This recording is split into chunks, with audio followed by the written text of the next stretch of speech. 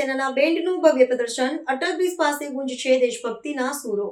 અમદાવાદના આંગણે 77માં પ્રજાસત્તાક પર્વની ઉજવણીના ભાગરૂપે સાબરમતી રિવરફ્રન્ટ ખાતે ભારતીય સેનાના વિશેષ બેન્ડ પ્રદર્શનનું ભવ્ય આયોજન કરવામાં આવ્યું છે. સંરક્ષણ મંત્રાલય દ્વારા રાષ્ટ્રીય ગીત વંદે માતરમથી 150મી જન્મજયંતિની સ્મૃતિમાં દેશભરમાં યોજનારા વિવિધ કાર્યક્રમો અંતર્ગત આ સંગીત સમારોહ યોજાઈ રહ્યો છે.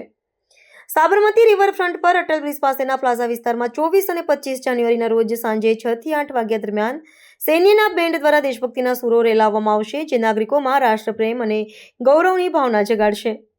આ કાર્યક્રમનો મુખ્ય ઉદ્દેશ્ય નવી પેઢીમાં માતૃભૂમિ પ્રત્યેના અખૂટ પ્રેમ, એકતા અને બલિદાનના મૂલ્યોને ઉજાગર કરવાનો છે. ભારતીય સેનાનું આ બેન્ડ પ્રદર્શન માત્ર સંગીતનો જલસો નહીં, પરંતુ સૈન્યની કડક શિસ્ત, અદ્ભુત સંકલન અને સંગઠનના શક્તિનો જીવંત પરિચય કરાવશે. અમદાવાદનું આઇકોનિક સ્થળ ગણાતો અટલ બ્રિજ આ પ્રસંગે રાષ્ટ્રભક્તિના કેન્દ્ર તરીકે ઉભરી આવશે.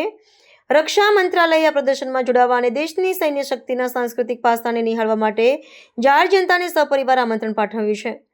ઉલ્લેખનીય છે કે આ વર્ષે પ્રજાસત્તાક દિવસની ઉજવણી વંદે માતરમ થીમ પર આધારિત છે, જે અંતર્ગત ગુજરાતના વિવિધ શહેરોમાં પણ આવા કાર્યક્રમોનું આયોજન કરવામાં આવ્યું છે.